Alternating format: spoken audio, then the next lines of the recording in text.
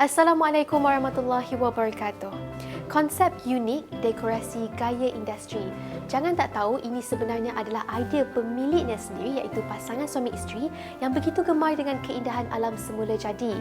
Meskipun ruang agak terhad, namun jika kena dengan susunan dan hiasannya, pasti memberi ketenangan dan keselesaan. Terima kasih kepada Uzi dan Ana kerana sudi menerima kunjungan kami. Keenakan rasa daging itik divariasikan menjadi itik percik yang pasti membuka selera. Kenapa saya pilih itik daripada ayam? Itik ni tekstur dia lebih kenyal dan lebih mantap ya berbanding dengan isi ayam. Jadi bila kita masak dia di dalam suhu yang tinggi sekalipun, jadi dia akan mengekalkan teksturnya dan bentuknya. Persandingan penuh meriah meraihkan Raja Sehari lebih istimewa mengikut SOP yang ditetapkan menjadi momen manis di dalam melayari bahtera cinta.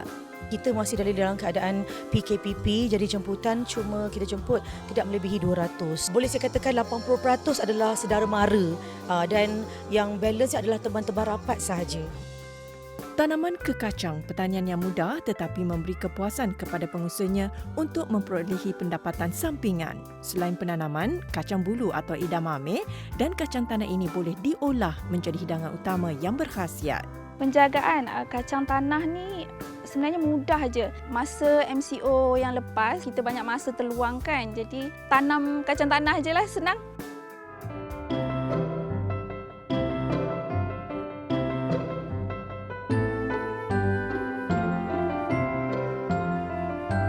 Tas tangan atau beg tangan, fashion yang diketengahkan oleh mereka ini yang mencipta nama di dalam industri yang semakin berkembang luas. Rekaan yang unik bersama padanan aksesori pasti menelahkan pesona diri. Siapakah mereka kita maksudkan? Sama-sama kita saksikan. Selain menjadi pelengkap gaya dalam berfashion, beg tangan juga merupakan aksesori tambahan yang paling dekat dengan wanita. Walaupun arus fashion berubah seiring dengan peralihan zaman, namun rekaan yang berkonsepkan tradisional tidak dilupakan, malah diterapkan dengan gaya yang lebih moden.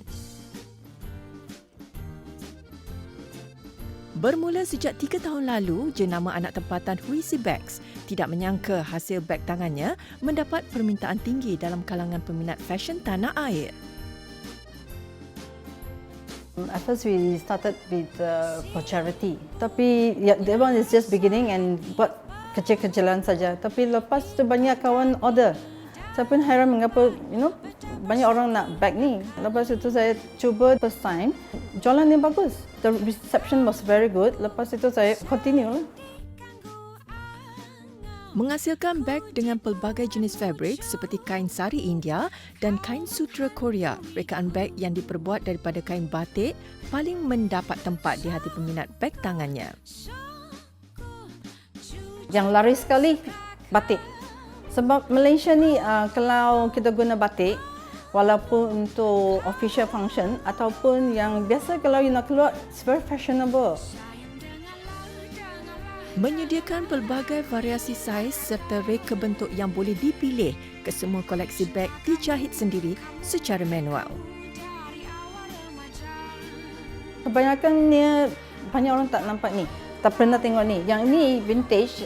Dulu punya orang pakai sulam tu, and most of the nyonya, the baba nyonya, they use this kind of bag, this kind of vintage kind of handle. Menghasilkan rekaan yang tampak eksklusif dan minimalis, beg ini turut menjadi pilihan golongan kenamaan, wanita berkerjaya serta golongan remaja. Pocket market is also for both ends, for casual and also for the evening wear. The clutches and the bigger bag, more delicate material like the songket and also embroidery one are also meant for more formal functions. Lebih istimewa, koleksi beg tangan ini turut mengenengahkan rekaan yang berasaskan batik tempatan agar nilai estetika produk keluaran Malaysia dapat dikekalkan. Most of the time, I don't do other batik, it's only Malaysian. Me being a Malaysian, very, very happy when they always come back and refer and say, oh my, they love our batik and they love this kind of bag. Very honoured.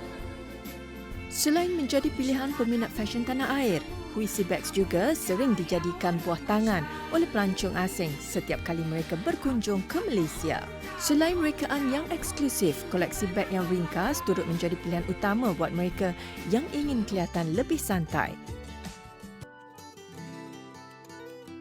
Jenama yang semakin meningkat naik, Bingka KL mempunyai konsep dan keunikannya tersendiri.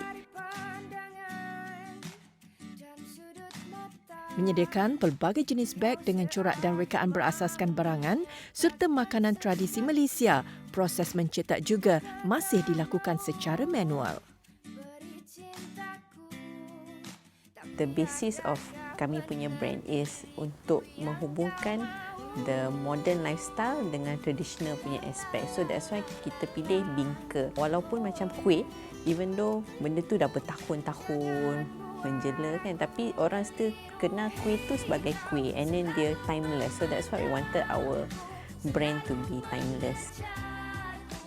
Mengimbas kembali kenangan zaman dahulu kala, kuih muih tradisional hidangan daripada pelbagai kaum menjadi inspirasi utama mereka. Sebenarnya kita suka makanan, especially kuih dan makanan lokal macam nasi lemak, kuih-kuih Nyonya. Makanan yang kita that we grew up with, it's got that nostalgia. We want to celebrate it through our designs. Menggunakan jenis kain belacu, setiap tema yang dihasilkan mempunyai budaya dan lambang patriotik masyarakat Malaysia, terutama setiap kali tibanya musim perayaan. Dan kita akan buat planning, saya nak buat apa, Chinese New Year nak buat apa. The main theme of our products is mostly will be related dengan Malaysia. Tapi most of the time makanan, sebab the thing dengan makanan memang dia transcend all cultures and all types of people lah kat Malaysia ni. Hasil cetusan kreatif dua anak muda ini bukan sahaja cantik, malah dapat memberi pendedahan kepada generasi baru tentang adat dan tradisi orang lama. Macam the younger crowd can appreciate this older traditional punya items tapi in a more contemporary setting. You can use it as a handbag, they can use it as a pouch. So benda yang everyday using. If we can reach, especially Malaysians who are overseas, because I feel that our products can remind them of home. Sudah 5 tahun berada di dalam industri, Bingka KL semakin dikenali bukan sahaja di Malaysia, malah di negara Singapura dan Korea.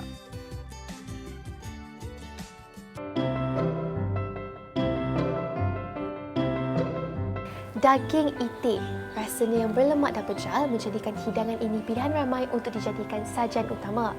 Daging itik terdapat pelbagai khasiat dan kebaikan dan pelbagai variasi menu yang boleh dilakukan mengikut cita rasa masing-masing. Itik percik, air tangan yang pasti membuka selera dalam resepi Nona minggu ini. Keenakan rasa daging itik menjadikan daging ini salah satu hidangan popular di Malaysia. Daging itik digoreng, direbus, dibakar dan dipelbagaikan cara masakannya. Resepi kali ini membawakan hidangan istimewa daging itik percik oleh Chef Su. Hai, Assalamualaikum semua. Saya Chef Suarsi M. Marukin atau lebih dikenali sebagai Chef Su. Hari ini saya ingin mengajak penonton semua untuk masak bersama saya satu resepi istimewa iaitu itik masak percik. Kenapa saya pilih itik daripada ayam? Itik ni tekstur dia lebih kenyal dan lebih mantap ya berbanding dengan isi ayam. Jadi bila kita masak dia di dalam suhu yang tinggi sekalipun, dia tak akan mudah cepat hancur ya. Jadi dia akan mengekalkan teksturnya dan bentuknya. Okey, bahan-bahan yang kita perlukan, nama pun resipi itik kan. Jadi kita gunakanlah itik, perlukan itik. Jadi saya gunakan di sini bahagian peha, whole leg macam ni ya. Itik saya perlukan juga serbuk jintan putih, garam, serbuk jintan manis, serbuk kunyit, ni gula kabung ataupun boleh juga guna gula biasa asam keping yang kita perlukan juga. Ini santan pekat, air, santan cair, cili kering yang dah direndam dan dipotong-potong begini. Ini optional cili api ni kalau suka pedas kita boleh tambahkan pedas nanti. Ini bahan-bahan lain yang kita perlukan ialah serai, bawang putih, di bawah ni ada bawang merah, lengkuas dan halia. Okey, mari kita tengok cara-cara nak masak dia. Okey, kita nak marinate itik kita dulu ya. Kita letakkan ni serbuk jintan manis, Dan serbuk jintan putih campur ya semua ya sekali. Lepas tu kita perlukan juga kunyit, serbuk kunyit dan garam. Garam ni agak-agak lah ya, tak payahlah banyak sangat kan. Sebab nanti dalam kuah dia kita letak garam lagi. Okey. So kita marinate dia macam ni sampai dia ni lah coated lah semua ya. Okey macam ni. Dan selepas kita marinate macam ni, kita boleh rehatkan dia selama setengah jam ataupun nak simpan semalaman pun tak apa kat dalam peti sejuk. So kita masukkan. Okey, ini itik yang telah kita perap dengan bahan-bahan kering tadi ya, yang ada jintan semua tu tadi. So kita akan bakar dia selama lebih kurang dalam 30 ke 45 minit dalam suhu 180 ke 200 degree Celsius .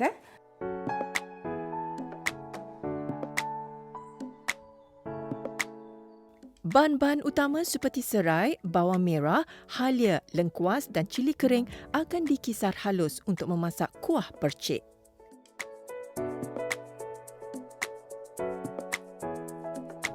Tak perlu tumis kita terus masukkan aja. Terus panaskan dan kita masak terus. Kita masukkan santan cair. Kita didihkan dia sehingga dia pecah minyak . Okey, kuah kita pun dah nampak cantik dah masak dah. Okey, mari kita tengok. Kan cantik ni kan. Kita tutup api dan kita nak tuang dia dekat atas itik yang kita dah panggang tadi ya.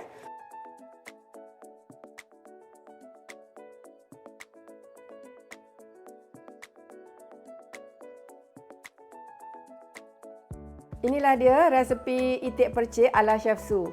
Jadi puan-puan dan tuan-tuan semua di rumah, silalah cuba resepi ini yang boleh dimakan dengan nasi putih, nasi minyak, dengan pulut pun boleh. Kalau nak something different, boleh juga dihidangkan dengan spaghetti. Jadi selamat mencuba. Assalamualaikum.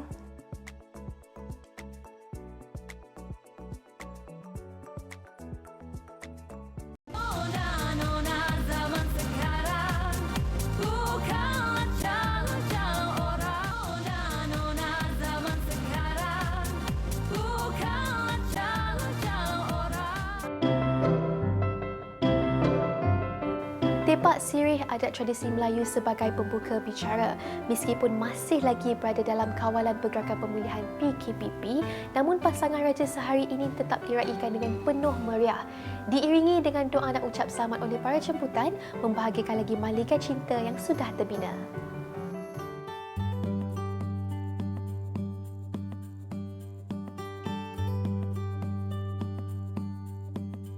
Meraikan Raja Sehari termeterai janji pasangan dua sejoli. Berkonsepkan tradisional, rona putih dan hiasan flora memenuhi segenap ruang dewan bagi mencipta suasana bahagia kepada tetamu yang hadir. Sebagai memenuhi adat tradisi Melayu, 5 dulang hantaran berbalas 5 menyempurnakan hari bahagia mereka. Bin Muhammad Rani, ya saya.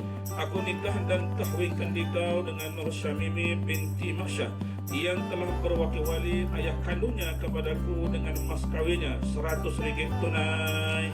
Aku terima nikah Nur Syamimi binti Masyah dengan mas kawinnya RM100 tunai. Hanya dengan sekali lafaz, Nur Syamimi Mat Shah melengkapkan hidup Muhammad Nazmi Muhammad Rani untuk sama-sama melayari bahtera rumah tangga. Beralun kuat lantunan tuba, terhenti mimpi terbuka mata, detik dinanti sudah pun tiba, rindu berakhir, memori tercipta. Bersaksikan ahli keluarga dan sanak saudara kedua-dua belah pihak, majlis impian mempelai ini berjalan lancar seperti yang sudah dirancang. Menjadi satu sejarah istimewa juga apabila majlis pernikahan dan resepsi mereka diadakan ketika di dalam tempoh Perintah Kawalan Pergerakan Pemulihan PKPP dengan berlandaskan prosedur operasi standard SOP. Kita masih ada dalam keadaan PKPP, jadi jemputan cuma kita jemput tidak melebihi 200. Boleh saya katakan 80% adalah saudara mara dan yang balance adalah teman-teman rapat sahaja.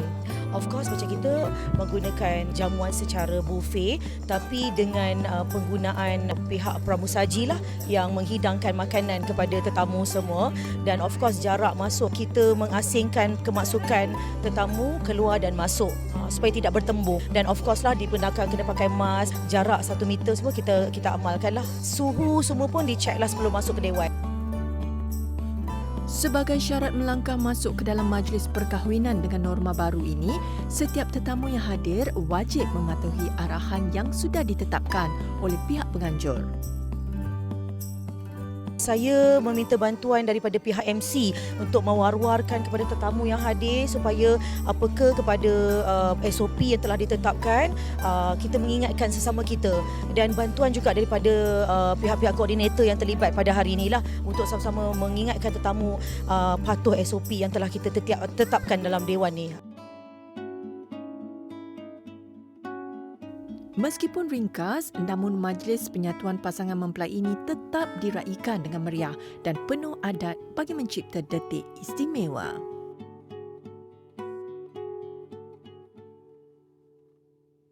Kami target untuk persandingan belah perempuan pada bulan 10 di dalam new normalnya perkahwinan ni jugalah.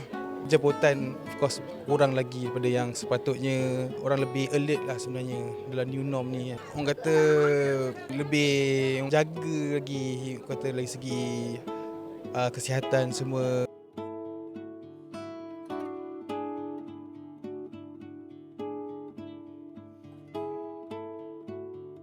Sebagai mak dan ayah, dah tentulah nak anak bahagia kan.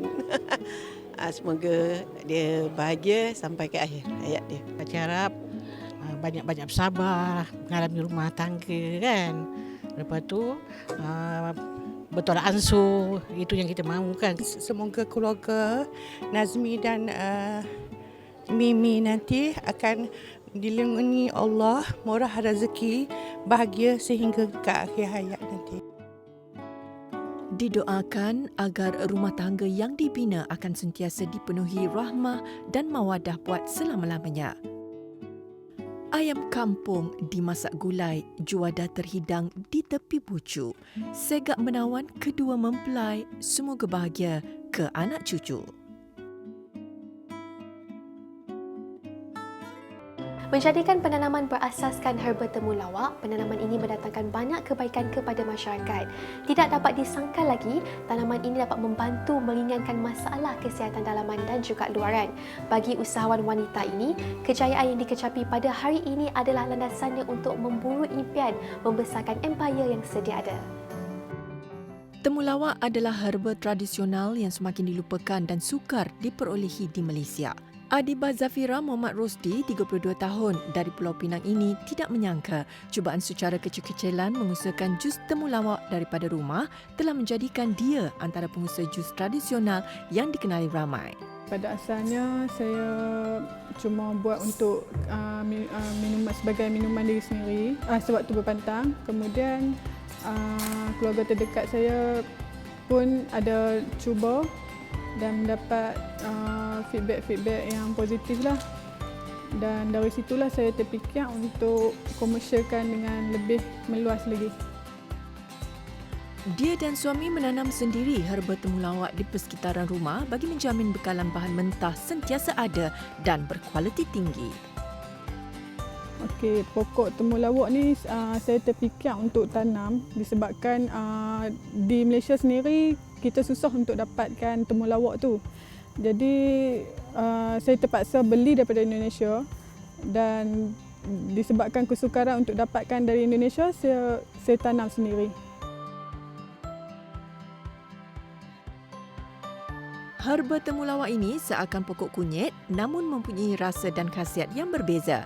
Temulawak mengandungi bahan yang sangat tinggi antioksidan iaitu baik dalam membantu melindungi badan daripada radikal bebas. Kenapa saya nak pasarkan jus kunyit temulawak ni dengan lebih meluas? Kerana saya nampak ramai yang dah tinggalkan warisan nenek moyang kita.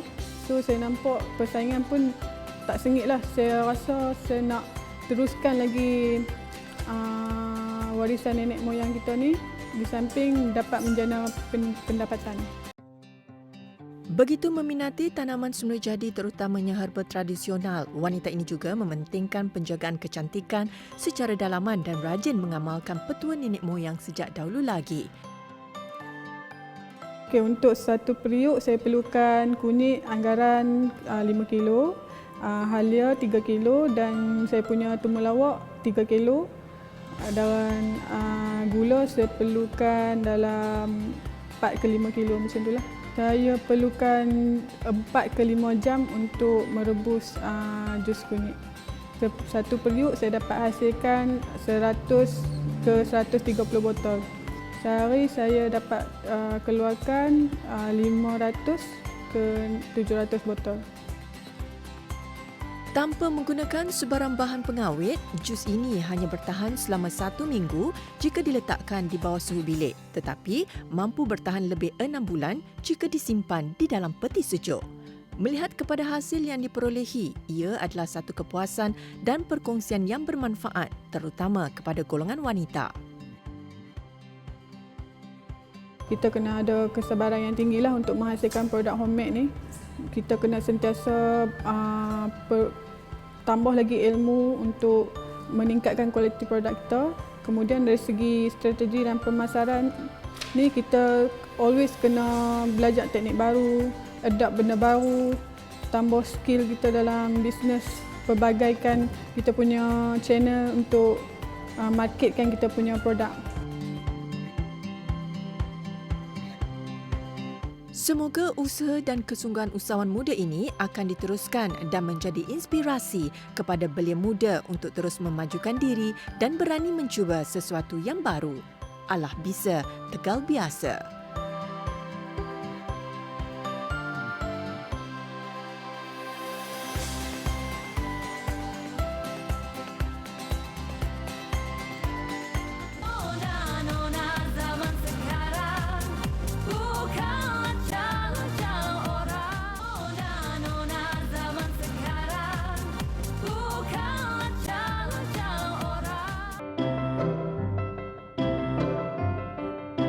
Pilihan tanaman daripada kumpulan kekacang jika diusahakan sebaiknya pasti membawa pulangan yang lumayan. Sayur-sayuran ini mempunyai khasiat dan kandungan protein yang tinggi sesuai untuk semua golongan usia. Tanaman kekacang dan hasilnya boleh divariasikan di dalam industri makanan ringan. Dia mempunyai bulu-bulu, so dia serangan kurang suka. Penjagaan kacang tanah ni sebenarnya mudah aja. Kacang memang kita tahu dia mengandungi zat besi, memang banyak khasiat. Pada saya bukan satu perkara yang bermusim lah sebab permintaan setiap hari itu ada je untuk kuah kacang. Tanaman kacang bulu atau dikenali sebagai edamame yang berasal dari Jepun ini cukup terkenal sebagai hidangan snack oleh rakyat tempatannya. Kini tanaman ini berjaya diusahakan di Malaysia oleh pengusaha ladang milik petani muda Chia Xiaofeng. Pokok edamame dengan buah dia ialah pokok dia tak tinggi sangat, dalam 2 kaki. Sepokok boleh dapat dalam 500 gram. Warna isi dia ada 2 jenis. Satu jenis ialah warna hijau, satu lagi jenis warna hitam. Dia mempunyai bulu-bulu, so dia serangan kurang suka mendekati pokok ini. Meskipun ramai yang tidak tahu mengenai pertanian kacang bulu, namun berbekalkan pengalaman 8 tahun dalam industri pertanian dan perladangan, Chia merasakan tanaman ini mampu memberikan pulangan besar seperti industri tanaman lain. Permulaan kita akan semai itu biji benih dekat tray untuk bercambah selama 10 hari. Lepas 10 hari kita akan pindah ke dalam polybag. Pakai masa dalam 85 hari lah untuk harvest. Kekacang ini sangat mudah ditanam kerana ia tidak memerlukan rutin penjagaan yang rumit tetapi memadai dengan sumber pencahayaan yang cukup. Untuk melihat pokok yang sihat, boleh lihat dari segi warna daun yang hijau, cabang-cabang yang banyak. Melihat kepada permintaan yang semakin tinggi di dalam sektor pertanian, usahanya kini diperluaskan lagi dengan mengusahakan pelbagai jenis sayur-sayuran di kebun seluas 1 ekar dan dijadikan pendapatan sampingan yang memberi kepuasan. Selain tanaman unik seperti edamame, kacang tanah antara yang begitu sinonim dengan rakyat Malaysia. Lazimnya, kacang tanah ini banyak digunakan di dalam masakan dan disajikan dengan pelbagai jenis hidangan. Dengan khasiat dan manfaat terutama kandungan protein yang baik, semakin ramai individu kreatif yang berjaya menghasilkan pelbagai produk berasaskan kacang tanah. Antaranya Nurhanizah Samsudin. Dia memulakan tanaman ini hanya sebagai hobi. Menurutnya, kacang tanah ini mudah dijaga, malah boleh ditinggalkan tanpa memerlukan pengawasan rapi.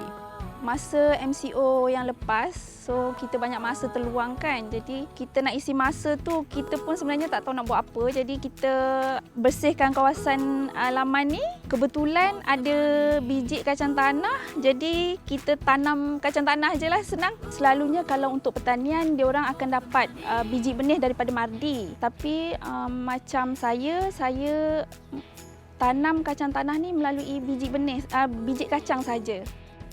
Biji kacang tanah akan direndam selama 2 jam terlebih dahulu. Lubang tanaman sedalam 1,5 inci dengan jarak 20 cm digali dan kemudiannya diisi dengan 3 atau 4 biji benih kacang tanah. Apa yang kita perlu ada, biji benih dan tanah lah. Biasanya tanam kacang tanah ni kena pakai tanah yang berpasir. Dia lagi sesuai kalau tanam tanah yang berpasir lah, kacang tanah. Penjarakan dia lebih kurang 20 cm untuk setiap lubang kacang yang kita nak tanam tu lah. Hasil dia makan masa lebih kurang 3 ke 4 bulan lah macam tu. Faktor cuaca juga memberikan kesan terhadap hasil tuaian tanaman ini, lebih-lebih lagi apabila hujan lebat. Ini kerana kacang tanah tidak sesuai dengan keadaan air yang bertakung. Penjagaan kacang tanah ni sebenarnya mudah je. Kita boleh tanam dan tinggal. Macam tu je. Dia cuma nak kena jaga semut. Kacang tanah ni yang selalu mengganggu dia semut. Itu je. Yang lain-lain tak adalah. Kacang tanah ni dia tak sesuai duduk dalam keadaan air bertakung. Ada hujan lebat, dia punya hasil tu akan kurang.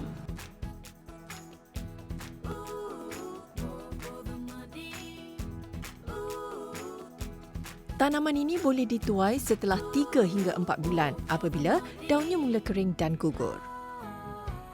Saya tanam kacang tanah ni untuk suka-suka je. So, bila saya tuai, saya akan rebus ataupun buat kacang goreng, makan sama-sama dengan keluarga. Biasanya petang-petang kan, kita tak ada buat apa, kita boleh makan sama-sama dengan keluarga lah. Lebih mengujakan, hasil tanaman yang berskala kecil ini dapat dimanfaatkan bersama tanpa memerlukan modal yang besar. Orang dekat luar sana yang ada tanah ataupun tak ada tanah pun tapi berminat untuk bercucuk tanam, sebenarnya benda ni kena cuba. Bila dah cuba, kita dapat hasil, kita akan rasa seronok sebab nampak hasil yang kita usahakan tu lah.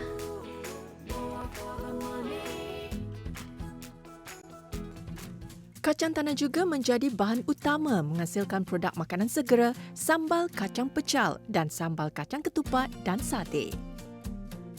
Saya merupakan pengarah urusan kepada syarikat Jamilah Mansur Enterprise Malaysia Sdn Bhd dan kilang kami beroperasi di Klebang, Tasik dan juga di Kampung Manjun. Mula kita proses kita dengan proses untuk pemilihan bahan mentah lah.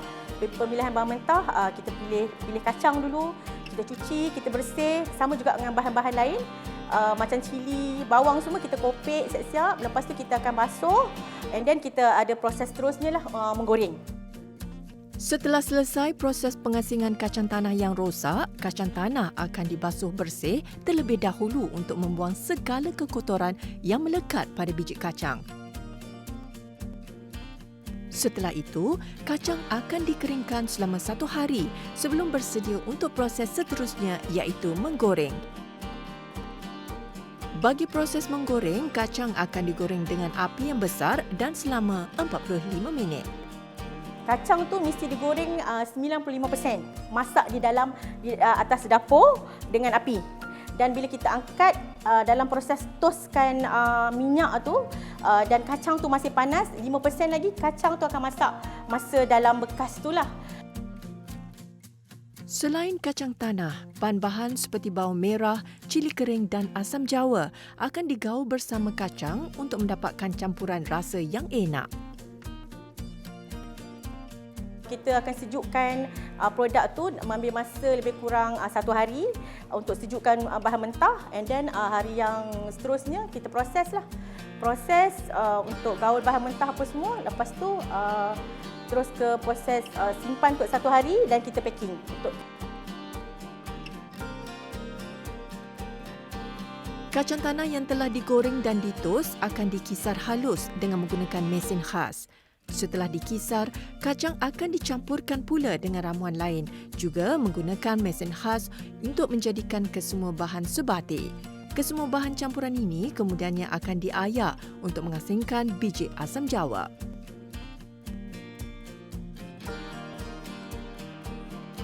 Keunikannya produk saya ni, satu, dia kering. Dia sangat-sangat kering. Kalau orang tengok sambal, orang akan fikir dia sambal berminyak, kan. Jadi kita punya produk tu kering. Produk kita kering, lagi satu senang nak disediakan, mudah disediakan. Just kita bubur air panas, kita kacau-kacau, campur, just mix, kan. Lepas tu kita kacau-kacau, kita boleh makan.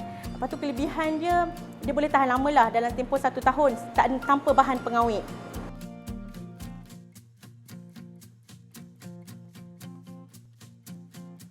Saya harap kuah kacang saya ni, keluaran Jamilah Mansor ni dikenali kat Malaysia ni, dikenali.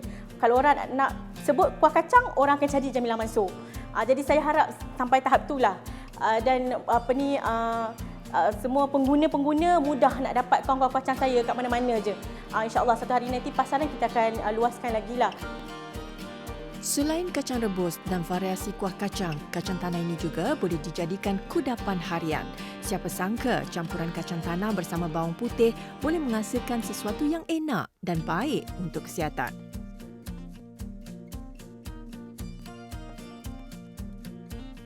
Cara untuk buat kacang goreng garlic ni, dia tak rumit, mudah. Cuma kita kena banyakkan masa untuk tengok kacang tu lah, sebab kalau kita goreng terlalu cepat nanti dia tak masak. Kalau kita goreng terlalu lama pula nanti takut dia terlalu garing dan keras. Kacang tu kalau kita goreng, biasanya kita ambil masa dalam 25 minit ke 30 minit. Cuma yang kita goreng tu sekali goreng dalam 4-5 balang. Dan sebelum 5 minit nak masak tu, kita baru masukkan bawang putih lah. Kalau kita masuk terlalu cepat, nanti bawang putih cepat hangus. Kacang akan digoreng selama 40 minit sehingga berwarna keperang-perangan. Yang seperti mana yang kita tahu, kacang goreng garlic ni, yang kacang memang kita tahu dia mengandungi zat besi, kan, dan macam bawang putih ni memang banyak khasiat. Yang salah satunya bawang putih ni khasiat dia boleh membuangkan angin dalam badan. Sebab tu saya combine-kan kacang dengan bawang putih. Normally kita boleh makan macam tu saja untuk kudap-kudapan harian, dan ada juga kita makan dengan nasi lemak. Kita gantikan kacang nasi lemak dengan kacang goreng garlic ni. Dia tak rasa muak lah sebab kita ada bawang putih, kan. Walaupun masih baru di dalam dunia perniagaan terutama makanan ringan, namun Mazita berharap kacang goreng bawang putih yang dihasilkan ini menjadi kegilaan ramai. Harapan saya semoga bisnes kacang garlic saya ni dapat berkembang di Malaysia, dan harapan saya juga sekiranya diberikan peluang, saya akan memperluaskan kacang goreng garlic saya di antarabangsa. Tanaman kekacang selain memberi peluangan lumayan, ia boleh diolah dan divariasikan menjadi pelbagai produk makanan ringan yang berkhasiat. Nutrisi yang terkandung di dalamnya seperti vitamin E, protein, kalsium dan bertindak sebagai antioksidan secara tidak langsung dapat membantu meningkatkan kesihatan badan.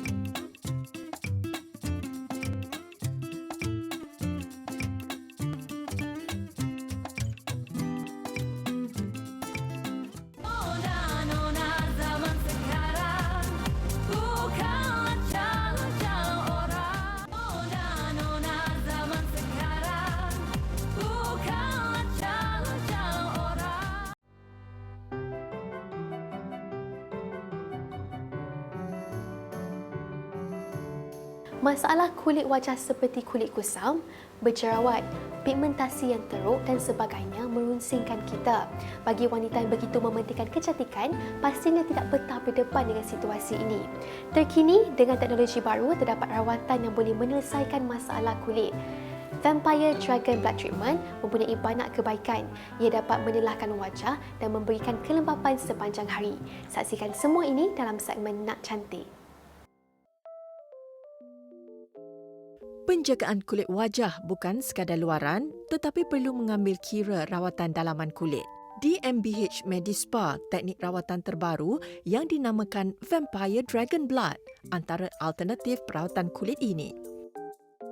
Sekarang ni rawatan yang sangat popular, yang high demand permintaan oleh semua masyarakat yang umum lah, wanita yang sangat sibuk. So rawatan ini kami beri namakan sebagai Vampire Dragon Blood. Yang mana rawatan Vampire Dragon Blood ni sebenarnya adalah satu rawatan yang mengatasi masalah kulit wajah, yang mana kita menggunakan ekstrak cairan dari getah pokok darah naga.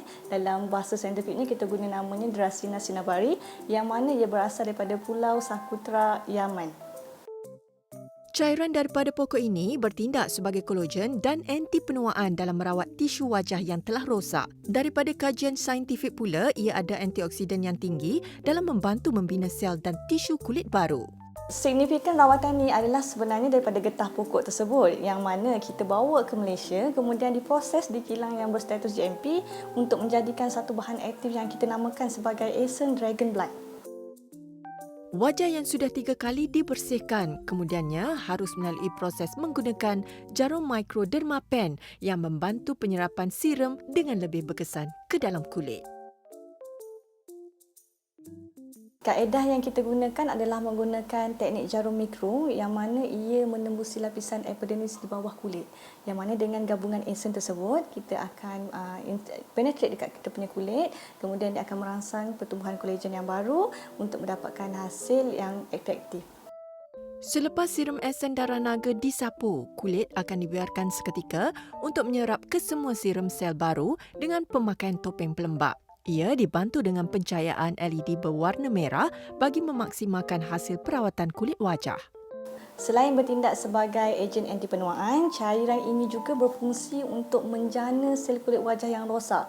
Maknanya dalam secara saintifik ini dia sebagai satu antioksidan yang sangat kuat untuk menghasilkan sel tisu kulit yang untuk dapatkan wajah yang lebih baru, lebih cantik dan berseri. Kini, teknik rawatan kulit dengan menggunakan ekstrak tumbuhan semula jadi secara tidak langsung dapat membantu mengembalikan keyakinan diri.